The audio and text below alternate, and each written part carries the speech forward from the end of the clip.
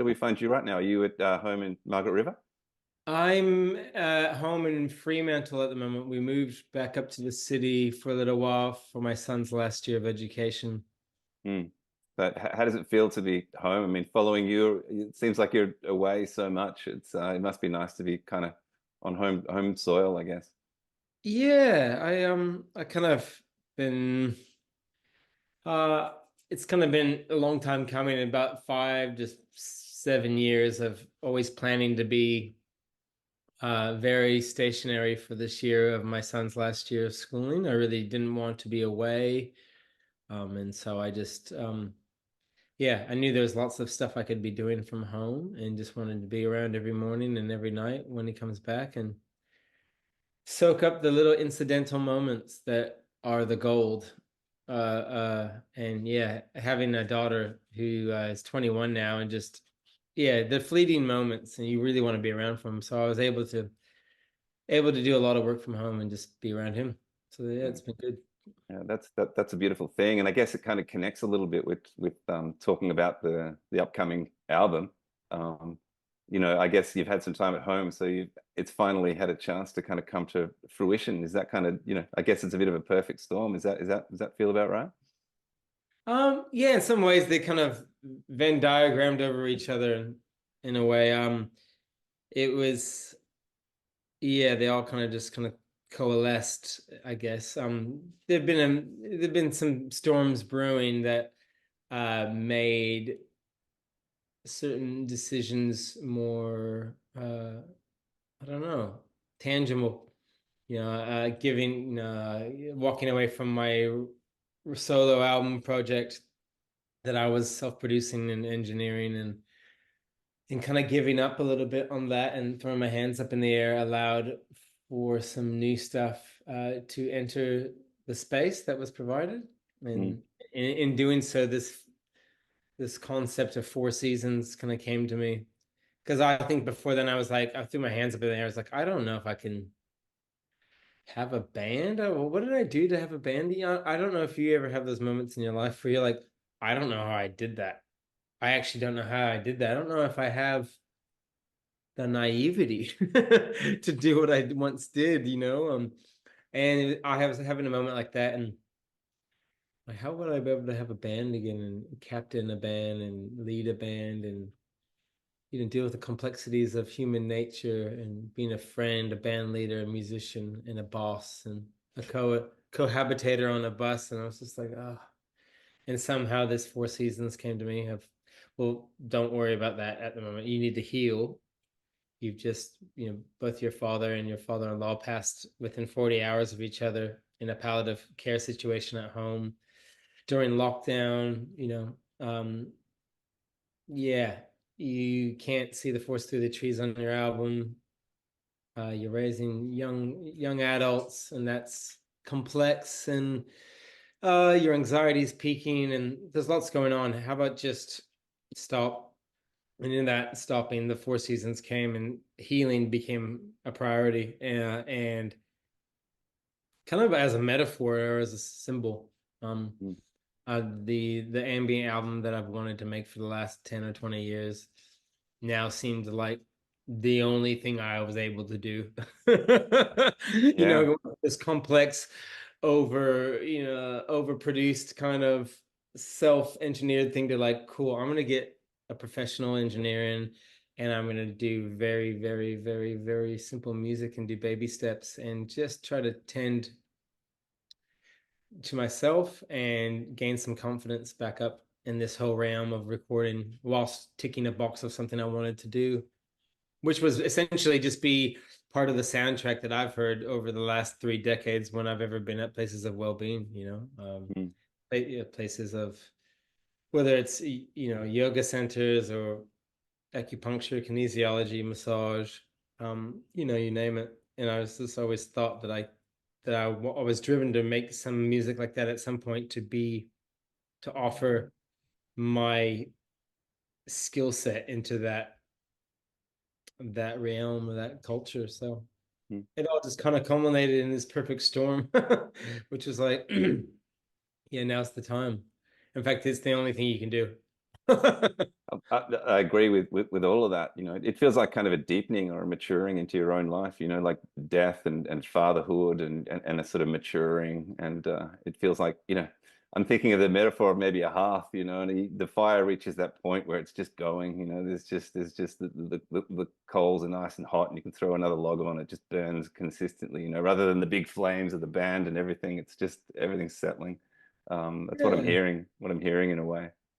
Yeah, it's definitely a rite of passage, and Mm, and an overlaying of, there's there's there's the patriarch, passing, there's ideas of fatherhood, there's man, what it means to be a man, mm, raising a young man, and death kind of all around in its most profound sense of like, oh, old ways can no longer survive if you choose to go forward and you want something different. And so, yeah, I think ways of seeing myself, ways of behaving, or ways of operating. As I said, the anxiety and the PTSD and the strain on the adrenal system and the nervous system over a lifetime of carrying some of those traumas, and also my lifestyle of as a very adrenalized performing lifestyle. Um, something needed to change, and it didn't mean I didn't want to do it. In fact, the whole Four Seasons concept came about because I did want to have a band, and I still want to do that, and I love those things. I just didn't want to do them the same way. I didn't want to do them with the operating system and the technology of an early 20-year-old. I'm 50 next year, and I appreciate some of the things I've learned, and am not really interested in um, you know, doing the things the way I used to do them. Partly because sometimes they don't interest me, partly because I've seen enough cause and effect to know, I can look at the data. Perspective is an amazing thing. You go, oh, okay, look, so this keeps on happening, and this will keep on happening unless you deal with something. So, let's talk about your fear of confrontation or your trust issues if you want to have another band, because otherwise the same issues are going to keep on coming up with people that you work with, and all jobs, in my opinion, are most of them at least, they're relationships. They're relationships. Even my own personal re relationship with music, it's a relationship, and so how one communicates and deals with people is important. And I guess this is, that's probably a very long out overlay of, something that's just taking place, which, is a rite of passage for people of in my age. You get a very distinct perspective shift that happens, because in many ways you're halfway through your life. You're now, in my case, I was wiping, I was showering the person who once showered me. There's some pretty deep shit going on there. And also marriage, 23 years of marriage, and you get to see a combination of what works and what doesn't. And, I think a lot of us uh, will reserve our worst behavior for our most intimate relationships that we end up taking for granted. And at some point in time, usually around this time, 20, you know, 20 years in, people start getting divorced because it's like, no, yo, you can't, this is no longer feasible. And so that was just happening everywhere. And it was either, keep going the way you're going and, sleep in the bed you make, or um try something different. And so I've always been blessed to have a good relationship with uh the universe, that if I don't get if I don't get on to get on with what I know what to do, the universe always goes, okay, cool, you're not going to do it, and pushes me out of the nest, whether that's through anxiety or whatever. So yeah, it's all part of that big thing. mm. There's a bit in there, brother. There's a bit in there. It's There. thanks for sharing all that, man. And yeah, I definitely resonate on a number of levels. Turning 56 this year myself, so a lot of that is speaking to me in my life. So thank you for sharing. Yeah. I feel like we should kind of orientate anyone that's listening. So John, there's a new album coming out in 2 days' time, Running River, and so we figured we'd have this chat around that. And I'm also on the back of listening to your live performance last night from your home, which is just beautiful. You know, sharing three songs from the album, and serendipitously, let's call it, it was World Meditation Day yesterday. So I guess that offering was in celebration of that, and I appreciated listening, brother. I thought it was absolutely beautiful, and songs were really touched me. I particularly enjoyed Surrender. Actually, there was something in Surrender which I felt something really emotional came up inside me from very deep. I wonder, it kind of feels like a bit of a um, it kind of marks the album, doesn't it? That one, Surrender. At least for me, it did. And I'm wondering, could you speak to that song for a minute and how it came about? I mean, it's interesting. I'm glad, well, first of all, I'm glad that it had a good effect on you, and that was, once I'd done the recording, and that was the intention. Um, a lot of these songs downloaded within about 3 hours. Once it's quite a beautiful phenomenon. Once you make a decision to do something, the universe seems to go, okay. And once I got the download of the Four Seasons, that gave me a story and a structure. And I feel like, if you listen to the words of, Yuval Harari or some other great thinkers, we are driven by story. Like, give me a good story, and I give me a good story, and I'll make this device, the a pillar, or this $50 note is worth something. It's just a story. But once you get a story, especially my mind needs context, being a little bit attention deficit. Once I get a story, I'm like, I can build upon that. Me going, I want to have a band one day, it's just like, what is that? That's not even a story. That's just a concept. It's You give me a story I can build upon. And so once I got that download, um, I went to my living room with a loop pedal and sat next to the fireplace and just wrote most of the songs in about 3 hours over 2 nights, and that one song, I can't exactly remember, where it came in the deluge of, like, of um of songs, but I remember naming them all, and I literally just sit with them and go, okay, that's the name for this song. And so it's funny because once I'd recorded the whole album, I put it out to a few people who, either work in a related culture, of yoga or mindfulness or other things, and they all picked Surrender. And then, as things happen, when you're kind of when you're listening without your ears and your eyes, and you're listening with your heart. I know that sounds as cliched as it sounds. It's like when you're listening with some other organelle other than those ones, at least, um, you get this strange hindsight where you're like, oh, 2 months later, you're like, oh, that song's called Surrender. Oh, and that's the one that resonated. This is going to be the first single. And you're like, that's exactly what I had to do to actually even start this journey, was surrender. I had to give up a whole solo album. And like, you're like, oh.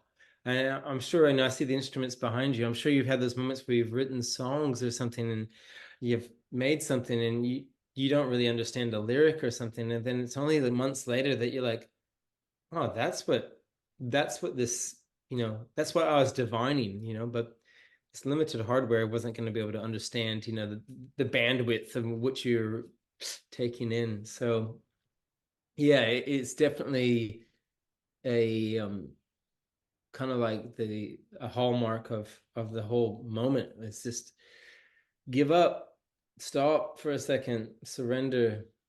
Mm, feels like a collective intention as much as an individual one right now.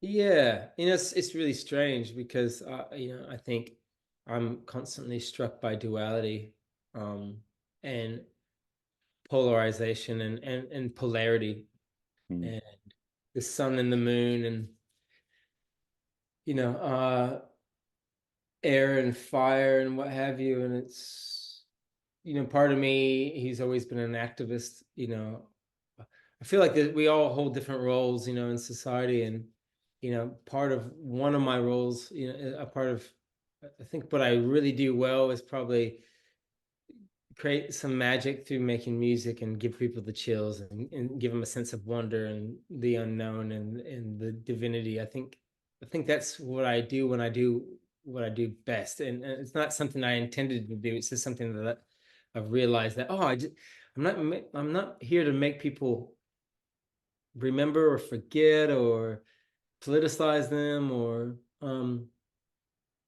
energize them or all I'm actually just here to give them the chills. I know that when I get the chills in the audience, I'm like, hallelujah. Like, oh, that's right, we're gonna be okay. Or oh, that's right, that's what the idea of the universe or God is, or whatever. God, when I'm in the audience and I get the chills, that's what I feel. I feel some sense of awe. And I realize, oh, that's actually my main job. Mm. Now that being held here, that's one, that's where I'm most potent. But kind of secondary to that, or just right afterwards, I am I'm I think I'm a how do I put this without sounding like a dick?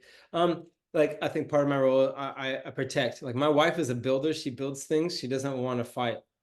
And I don't really want to fight either, but I'm not going to allow destruction of culture and people and a good family at the hands of corporate uh psychotic behavior. So I do have a very protective side of me, one who is a protector, and that's why I've been involved in activism throughout the years, or protecting country. Mm. And so those two things sit in a very strange relationship with each other, because I'm getting to your point, which is about surrendering. Part of me is like, yeah, just surrender to the madness, and surrender to the dis-ease and this way of being in this patriarchal capitalist rat race. Um, Surrender to even your trauma. Mm. Like stop trying to run away from your trauma. Just like surrender to it for a second, and there'll be this letting go, like in those old proverbs. And then there's part of me, like with everything that's going on in the Middle East right now, is like, do not relent, do not relent to the bully with a big gun and a big stick who's going to just plow his way through innocence to get their point across, or to deal with their own trauma. So I'm always stuck with that thing of like, surrender and don't surrender. I mean, that's one of the conundrums. But that's also the journey, isn't it? So Like it is, man. It is. Maybe, the surrender in its truest sense is, the ability to kind of dance in the middle between all that tension. Maybe that's yeah. the place of surrender. Yeah, actually, thank you. Yeah, I think that's what Mm. it is. It's actually surrendering from, like, it doesn't have to be black and protection, or, white and, just surrender to all. Actually surrender to the polarity, to the Mm. black and whiteness, and actually understand that something in between. Mm. Nice one. Well, I think Yeah, that thank you, honestly, I Asher. mean, that's fine, man. I think when I listened to the music last night, I felt like that's the space it was taking me, to this place of, being okay in the tension and being okay in the madness. And it's kind of like a place in between, in between the tension of it all. And that's, to me, that in some sense, that's also the place of meditation. When we Mm. close our eyes, just being there and being the kind of the eye of the storm for a little while. And for me, um, the songs from the album I heard, that was my soundtrack for being in that place. Awesome. Awesome. Well, that's good. That's good to know. And everything you're saying there really resonates. I think that's, once again, it's like, music for me is that when I said it's probably where I'm most potent. It's like I think it brings the best out in me in Mm. ways that I don't even know. It's my greatest teacher. Like if you let my mind get involved, it probably would create something completely different. Or if I Uh, was talented enough, it's like this is all I know to do. So yeah, I'm glad that the art kind of ends up having that effect, even though I'm still dealing with like the rub of it all. It's like it is the music is a catharsis to reach that. So I'm wow. glad that was the main intention. Once I had recorded it, was just like, well, how can this be there for others in this tense time, in this, tense and absolutely sublimely beautiful time, Yeah. sitting in the middle of it all. Again, I was going to ask you this, like where the name of the album came from, like Running River, because for me, again, there's that tension of the stillness and the movement and everything else. And I just, was there something specific that you were kind of pointing at with the name, or was it something that just came in another way? It came in another way. I did quite a few years ago. I did a program called the Mankind Project. So in that process of naming, Running River came to me essentially, and I've been always drawn by fresh water. I moved to Australia in 1986 after my parents got divorced, and my dad was moving home to Australia, and I said, "Hey, find a place with a river in the backyard." I was 9, so whatever. And then he did. He found a place with a river in the backyard because that was the only place he could afford. And 20 years later, we found out that my great great grandfather, Joseph Elijah Butler, was buried in an unmarked grave in that town. And so Wow. very strong connections to river country, into that country, Pinjarra country in the southwest of Western Australia. And the cover of the album and a lot of the videos off the album are that river. Mm. That's beautiful, man. I love it. Yeah. And just talking about the album itself, I mean, I heard you say, last night that you felt it was for the practitioners and practices alike. It's literally just an album for everybody to kind of find that space in meditation, whatever they're doing. And I kind of like that idea, that you've done that quite deliberately. And you mentioned also that, the spark of this idea came about 10 years ago, but for all these various reasons, kind of couldn't happen. Did you have an idea back then of the actual music, or was it just kind of an intention to put an album like this out, and then you had that big download that came in a couple of hours? Or was there something already there ten years ago about what it might feel like, what it might sound like? Yeah, I mean, a lot of the music that I'm inspired by, like classical Indian music and Celtic music and blues music, those forms always have an intro that's quite meandering, that doesn't have a time signature as such. And it has the, and the classic one would be, classical Indian music that has that, that really great preamble before something. And I was really touched by that music, discovering open tuning as a younger man. And so I always do that before most of my songs. I'd always do this preamble. It just came very natural. And I think a lot of kind of folk music has that. And so I always knew that was going to be my basis, that there's going to be this Celtic Indian-esque kind of meandering thing that happens, like that happens before Ocean, or Mm, songs like Valley, or what have you. And so yeah, that was the basis. And then, sitting with the loop pedal, literally sitting on the amp with the loop pedal next to a fireplace, I just made these beds, a lot of what I've been wanting to do over the last 10 or 20 years is I do a lot of guitar percussion during Ocean and other songs. And I always wanted to make an album that had that as the basis. And so yeah, making sure that heartbeat was always in was kind of the first protocol. And then it was just about having some meandering, scale work over the top that was fairly improvised. In fact, the whole thing's improvised in a lot of ways. But yeah, that was the start. mm.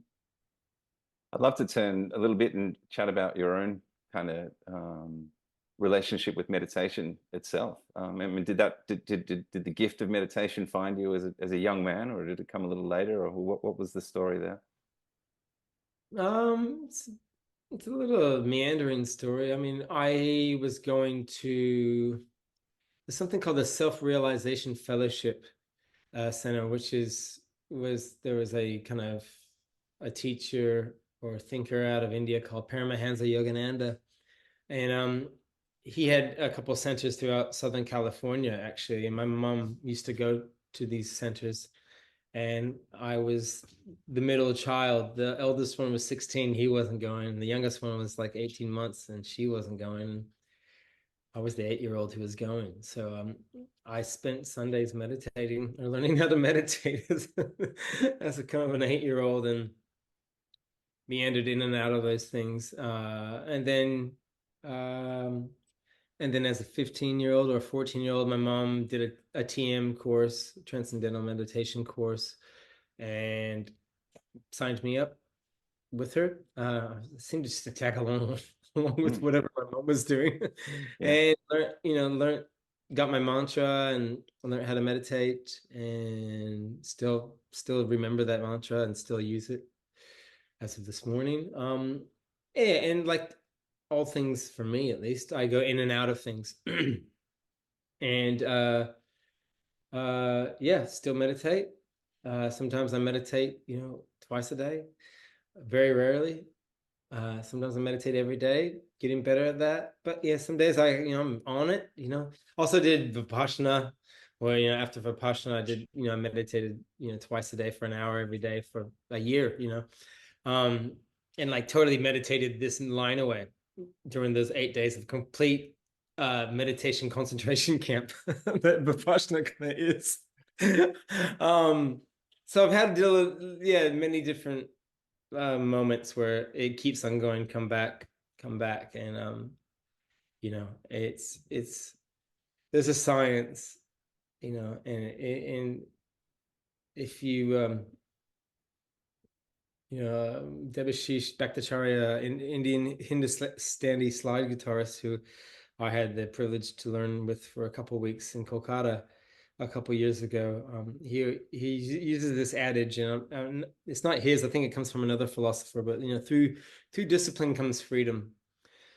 And why I say that it's a science is that if you sit with that long enough, and I'm not telling you anything you don't know, but I always need to hear it again and again, is if you sit with something, you sit with the discipline long enough, you will get freedom from some of your ailments, from whether it's anxiety or what have you. And I think before you know anybody gets handed out any pharmaceutical drugs for mental health stuff, which I've partaken in when needed. But the first point of call should be, are you exercising? And do you have any mindfulness exercises that you do? Meditation would be one. And, I think meditating twice a day and a bit of exercise could do amazing things for mental health. And it is a science. It's just like, you know, chop wood, carry water. And when you do, you will not be thirsty and you will not be cold. But you're not going to get it without chopping wood and carrying some water. Yeah, man. Wow, I feel all of that. It sounds like, from 8 years old, meditation has kind of been a through line, and comes and goes in various forms and practices, but it's always there. And I love what you said around discipline, man. I'm hearing Rumi, that angels only shine after they achieve discipline. And it's kind of there's a it for some people it might sound counterintuitive to put angels and discipline in the same sentence, but it's very true. Very Yeah, true. this idea of order and chaos.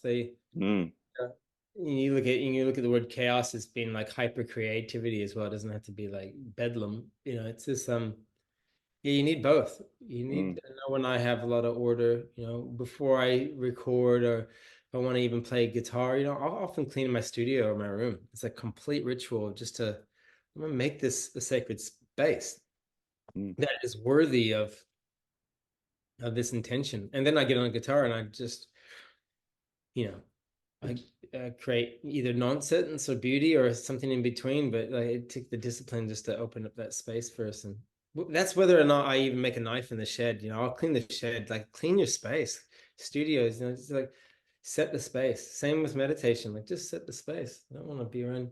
I don't want all this noise and chaos around. I need to create some order, and then when I got some order, I can go out into the unknown where it's boundless. Here we are dancing in the in-between again. But even the idea of cleaning the space is kind of like, maybe meditation is just cleaning the space on the inside. So in a sense, that ritual of cleaning up your studio is in fact a meditation that's performed before you perform, you But know.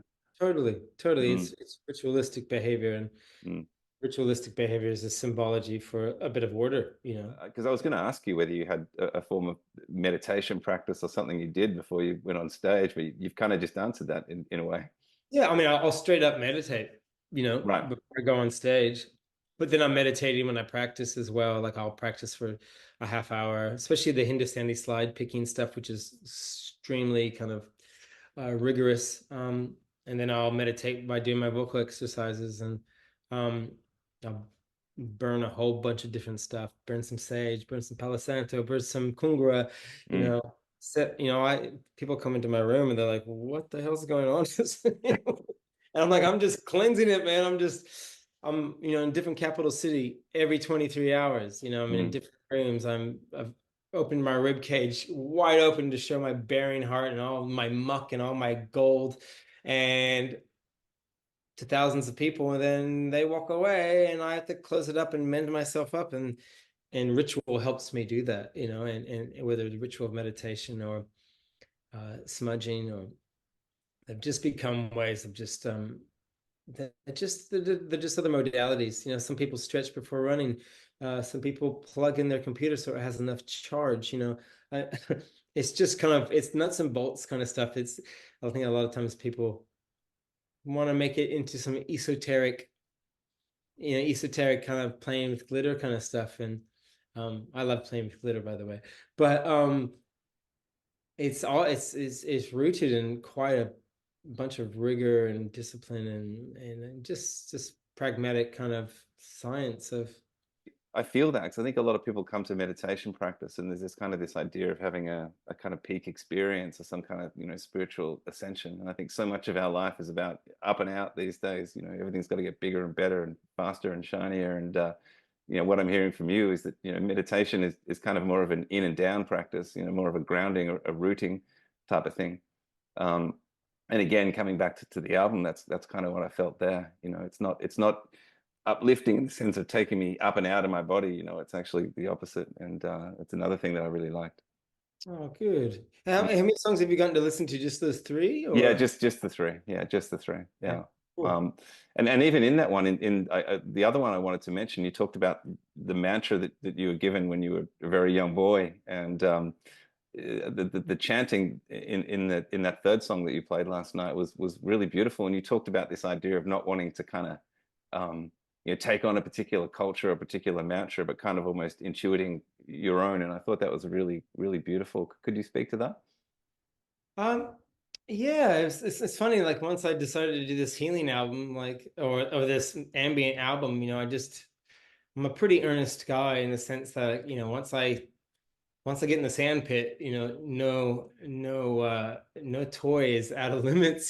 So my cedar Native American flute came out that I've written one song on, and I played that one song on the album, which is a beautiful instrument, and it's just been waiting for that moment. And the other one was chants. Yeah, chanting's really uh, powerful, I think, in creating a certain kind of brainwave that I don't know the name of, whether it's theta or delta or but uh, when I was given those sticks by Uncle Wayne Webb, I went down to the cliffs there, and I sang that song way before even knowing that I was going to make an album. I just that those were just the words that came to me as I was sitting next to Wartu there, and so when the time came to make the album, it just seemed to kind of make sense. I didn't know how it was going to turn out. I didn't know it was going to be such a big percussive kind of thing, but all my love of hip hop and like tribal kind of marching band stuff got in there. So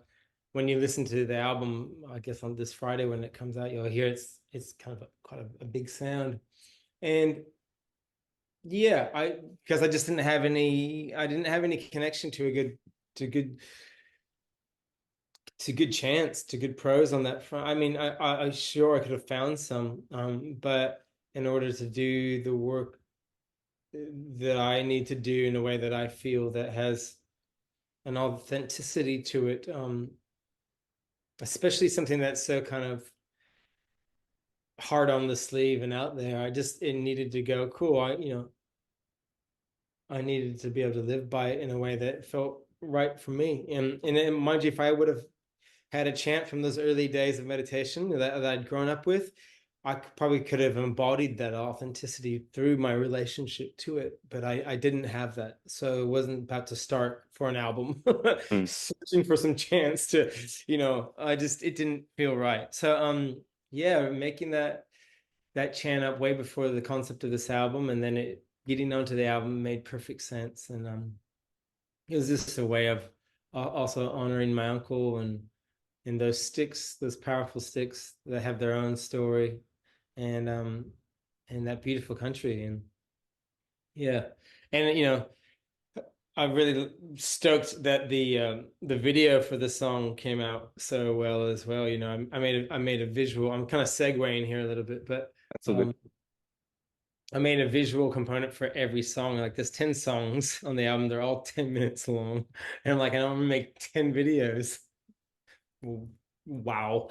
And but they're all meant to be, really simple. And as much as this music was meant to be an antidote to the nervous system in this highly technological onslaught of data and ultraviolence and sell and buy and you could be better, just look at this filtered dream and fizz. I wanted the music to be the opposite of that. I also wanted to create these videos that were like if the music was an ear massage, then the videos were trying to be an eye massage. And so slow time, and I'm really happy with how that video turned out, which ends up flying right past, and this drone flies right over Villa, which is Margaret River, and and flies right past Uncle as it goes to color. And um yeah, I was really happy to kind of honor our relationship and honor his country, honor his connection to country. And yeah, he's playing the sticks he gave me in that video. And yeah, this is a lot of kind of lovely things that lined up, beautifully. Yeah, man, I love hearing the passion even in your voice when you're talking about it. You know, it's there, man. It's in the heart. I love it. So, I wanted to kind of maybe as we kind of bring this conversation to a close, like if I'm sitting in front of the album and about to play it for the first time, like, what would you say to me? You know, Breathe. simple as that, right? Isn't it? You know, because I imagine you're going to get, practitioners, and what a lovely gift that is for, for people like myself, meditation teachers and the rest, that they now have this beautiful beautiful kind of body of work that they can just work with, and that's amazing. But also for people that are all sorts of experience in terms of meditation, maybe never meditated before, and play the album, or meditate every day. I think that it's going to speak to everybody. So I imagine that when you sit down in front of it, there's going to be, yeah, a lot of different kinds of people at different stages of their lives, wishing for different things. And Yeah. I was talking to my brother-in-law the other day. He's like, "This is great music to work with. I'm on a computer all day doing graphic design. I'm really loving this music." I'm like, "Sick." And some people are like, "I put my kids to sleep on it. It's, mm, kids just fall right to sleep." I'm like, "Great." I fell asleep every time I was listening to it while I was recording it. So yay. About other people who do ayahuasca ceremonies and everything, I'm thank you. I wanted something like this. So it's like it's pretty broad spectrum, and I'm happy that it would just be there for, you know, just for that. It was nice just to do just for that. It's obviously not a it's not it has a strange lack of expectation, mm, which is perfect for any kind of practice. Like yeah, I yeah. meditate so I'll be enlightened, or it's the same. I didn't make this album to be, like get me on the top of the charts. Not that I ever really do, but yeah. I'm happy to just go out there and just find a place and Mm. do a bit of that maybe. I think that's beautiful, man. And yeah, I love. what you're saying there. It's this idea of it has no expectations. Like don't expect anything when you listen to it. And that's kind of the idea, like surrender the agenda, Yeah. um just kind of be with it, breathe. Maybe that's what it comes down to. Surrender the agenda. I love that saying. You give me Yeah. well, good pearls. Thank you very much, Ashley. Well, that's just something I like to use, when a lot of people come to meditation and they're expecting something. Yeah. I want to, lower my anxiety or decrease my depression or get off prescription drugs or whatever it happens to be. Um, and I feel like if that's what you're leaning towards, it's less likely to happen. Like meditate because it's a good thing to do. Just meditate because meditation. Yeah. Because you need to breathe. And by surrendering the agenda, we actually find that these things occur as a side effect other than the thing that you're aiming at. It's so true. It's such a conundrum for I don't know the Western mind too. I can't speak for the Eastern mind or any other Mm, mind for that matter, but like yeah, we're so built towards expectation. And I was talking to my team going, because there's been an amazing amount of flow with this album, we made 10 videos. It's like those things one video can take months. And there we were, like I was making the videos with, another videographer, like, and we're just smashing them out. And I was like, how can we take this philosophy to the other albums that we do? Because yeah, we've done great work, but there's been such an ease and a fun and a flow that's happened. There's been a phenomena that's taken place that when we didn't try to get on radio, that we weren't hoping that it was going to get curated by somebody, when it wasn't going to hit the charts and all these things that the mechanics of what we do does. And I value everybody I work with, and I'm stoked for all the success that we've had, but like I cannot ignore the flow of this project. And I'm like, as much as I'm wanting to hark back to what I was saying before about old modalities and different ways of doing things, there's a lesson that this the project has shown us. And yeah, that Bukowski saying of like, don't try. It doesn't make sense to the Western mind. I mean, don't try. I want to be calm. I want to be successful. I want to be unhappy. Yeah, just don't try. But it's a real conundrum for this mind, this modern mind. So yeah, I Yeah, hear. man. The Western mind then ends up trying not to try. Yeah, totally. And it just doubles down on itself. I'm trying not to try, not to try, not to try, not to try. Yeah, it's exactly it. I love that, man. And what's so beautiful is because you're kind of, you know, following this particular thread, you wind up speaking to someone like me from Meditation Australia and not a music journalist. And that's probably not going to happen in any other frame, with any other album. That's Yeah, beautiful. exactly. It's actually more enjoyable conversation. It's kind of more where I'm at, like I love getting philosophical. And so it's nice to go there. And it's been nice for, my whole team as well. My manager, reaching out to different organizations and having different conversations. And he's just like, man, this is a great project. Mm. No manager's ever going to tell you to make an ambient album. You should make the next step is an ambient. He's loved it. Yeah. Yeah, oh, that's beautiful, man. Well, listen, I'm conscious of your time, John. So I just want to say thank you, man. I've thoroughly enjoyed this conversation. I'm looking forward to hearing the whole album in a couple of days' time. And anyone who's listening, just get it, put it on, breathe. Yeah. It'll be at your fingertips, so it'll be easy enough to get. But yeah, Mm. great to talk to you, Asher. Thanks for the great combos and in your time. I really appreciate it. Thanks, man. Appreciate it. Catch you out Cheers, there. John. Take care.